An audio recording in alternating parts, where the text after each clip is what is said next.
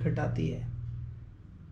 और अगर वही न्याय व्यवस्था किसी भी तरीके से किसी सही व्यक्ति का शोषण करती है, किसी भी कारण से, किसी भी तरीके से, मानसिक, आर्थिक, तो जो इन व्यवस्था का निर्णय करके चला रहे हैं इसको, जिनकी जिम्मेदारी है, उनके विरुद्ध कठोर कार्रवाई होने की कोई व्यवस्था क्यों नहीं है जब वो गलत पाए जाएं? लड़की के द्वारा लगाए गए एलिगेशंस अगर फॉल्स पाए जाते हैं और आगे जाके लड़के के परिवार या लड़का केस जीतता है, तो ये जो समय अवधि जिसमें लड़के के परिवार या लड़के ने स्ट्रगल किया है, उसके मुआवजे के तौर पे कोर्ट लड़के को क्या दिलवाएगी? ऐसे राइट्स क्यों नहीं है? कम से कम जब आप नियमों में फेरबदल करके, मामलों में संशोधन करके, धाराओं को परिवर्तन करके जब आप ऐसे ही कठोर धाराएं बनाओगे, तो कहीं ना कहीं झूठे जो प्रकरण दर्ज होते हैं उनके ऊपर अंकुश लगेगा और सामने वाले के कम से कम मन में इतना तो रहेगा कि मैं झूठ बोल रहा हूँ या मैंने झूठ किया है, और कल को ये सिद्ध होता है तो उसके मुआवजे के तौर पे मुझे भी नुकसान होगा। तो आपको नहीं लगता इसमें, इन मामलों में कमी आएगी?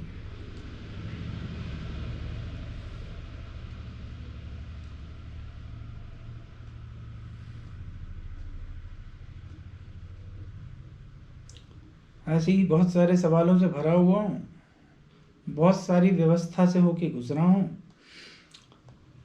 बहुत ही बढ़िया बढ़िया वकील मिले, बहुत ही बढ़िया तरीके से बिठा के मुझे थाने में गालियाँ दी गई, जिसके विरोध में मैंने कंप्लेंट करी।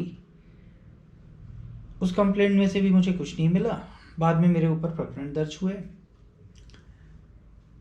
हर जगह पे कैमरे दिखाने के लिए लगे हैं। कैमरे लगे होने के बाद भी उन कैमरे का फुटेज लेने का राइट पब्लिक का नहीं है, क्योंकि उस दिन वो कैमरा बंद मिलेगा जिस दिन आपको चाहिए होगा।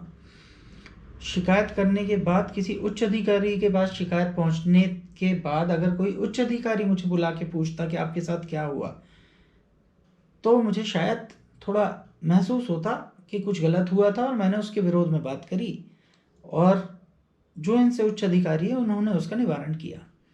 तो मैं ऐसी व्यवस्था का ईमानदारी से स्वागत करता और सम्मान करता। जिसके खिलाफ मैंने शिकायत करी है और जिसके सामने सारा प्रकरण हुआ है, उसी से मुझे बात करके शिकायत को खत्म करना है। ये था निवारण। और 15 मिनट जो थाने में बिठा के मेरे साथ व्यवहार हुआ, उस व्यवहार का जो वीडियो फुटेज और ऑडियो के लिए जो माइक लगे हैं कैमरे में, उसका कोई कहीं से लेके कहीं तक कोई हिसाब नहीं और कोई चर्चा भी नहीं। एक ऐसा वकील जिसको मैंने अपना फीस दे करके मेरी तरफ से नियुक्त किया है, वो वकील मेरा डाइवोर्स केस लड़ने के साथ साथ मेरी पत्नी के साथ वार्तालाप चालू रखता है। अब फ़ोन ये करते थे कि वो करता था, जो भी कहानी इनकी चलती रही होगी, और फ़ोन करके कहता है कि आप 7 साल पहले मुझे मिली होती तो मैं आपसे शादी कर लेता। तो इस विनाश को समझिए आप। हमारे लड़ने के कहीं से लेके कहीं तक कोई अधिकार नहीं है। थाने में जो हो रहा है वो बता रहा हूँ, कोर्ट में जो हो रहा है वो बता रहा हूँ, वकील जो कर रहे हैं वो बता रहा हूँ। इनके विरोध में करने के लिए मेरे हाथ की चीज़ क्या है और उसको साबित कैसे किया जा सकता है, जब कई सारे प्रूफ होने के बाद उनको सत्यापित नहीं किया जा सकता है व्यवस्था के अंदर में।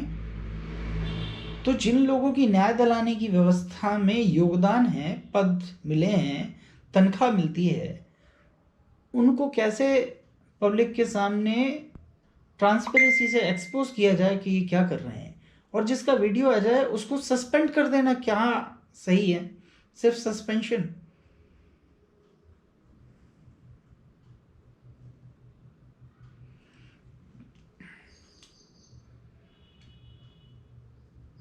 तो ऐसे लोगों की लाइसेंस कैंसिल होना चाहिए,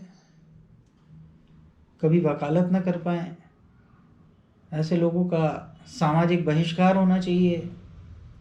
इन जैसे लोगों के बारे में सबको जानकारी होना चाहिए, इतना कम से कम मेरा राइट हो, और मैं उसको सबके सामने रख सकूं, जिससे कि कभी आगे भविष्य में जा कर के कोई और इनके पास केस लेके जाता है तो यही घटनाक्रम उनके साथ ना जीवन में दोहरा सकें।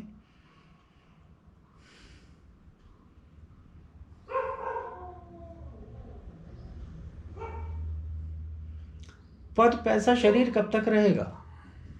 जिसको भी लगता है वो किसी के साथ भी गलत कर लेगा, कुछ भी कर लेगा, ये सवाल प्रमुख तौर पे उसके लिए है। पद पैसा शरीर कब तक रहेगा? मैं एक बहुत नॉर्मल सा बंदा हूं। जीवन में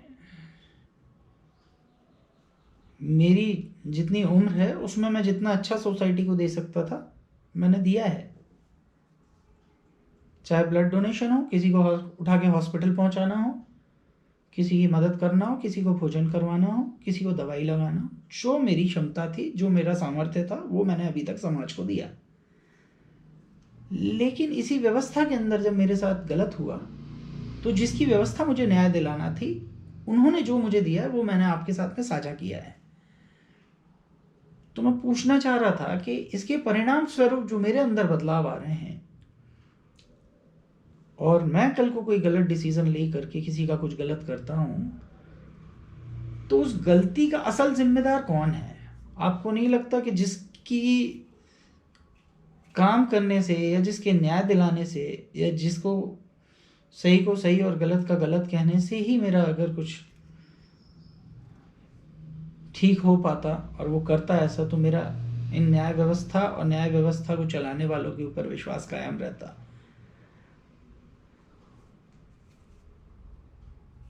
तो बहुत ही बढ़िया व्यवस्था है, बहुत ही बढ़िया बढ़िया लोग हैं और आपके द्वारा चुने हुए नेताओं का भी इनमें बहुत बड़ा योगदान है।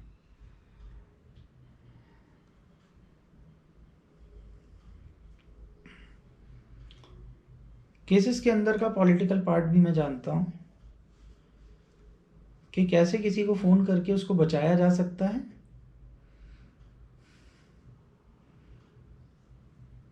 आपने जिन लोगों को पद और कद दिए हैं तो वो अपने पद और कद का क्या इस्तेमाल कर रहे हैं ये भी आप लोगों को जानना चाहिए। मुझे नहीं पता कितने लोग बोलते हैं नहीं बोलते हैं। मेरे जीवन में मेरे साथ जो कुछ भी हुआ है वो मैंने सबके साथ में बांटा है तजुर्बे के तौर पे। और दूसरा कारण ये कि जिसने भी किया उनके नाम इसलिए लिए गए कि आगे भविष्य में वो किसी के घर में ऐसा कुछ भी गलत करते हैं या किसी के जीवन में किसी भी तरीके से प्रवेश करते हैं तो याद रखें यही कर्म स्थल है। आप जो बो रहे हो आपको काटना तो है ही, तो आप भी तैयार रहो काटने के लिए। जय हिंद, जय भारत। खत्म करते हैं इस चर्चा को यहाँ पे। फिर कुछ दिमाग में ख्याल आएंगे तो उस पर विशेष चर्चा जारी रहेगी। और बहुत ही महान हस्तियों के नाम ले दूं मैं आपको। इस सभ्य समाज का हिस्सा हैं महान हस्तियाँ। तो बात करते हैं इन महान हस्तियों के बारे में। अजय राठौर, बीजेपी मंडल अध्यक्ष, 45 कुमावतपुरा इनका पता है, रावजी बाजार थाना के नज़दीक ये रहते हैं। तो पहली महान हस्ती Ramakrishna Dhamaniya, Ramakrishna college of nursing के ऑनर हैं, ये ग्वालियर में निवासरत हैं। दूसरी महान हस्ती शिक्षक संस्थान को संचालन करते हैं ये और चलाते हैं। कई बच्चे और बच्चियां यहाँ पढ़ने जाते हैं और माँ बाप एडमिशन करा के फीस भरते हैं और इन जैसे लोगों के हॉस्टल में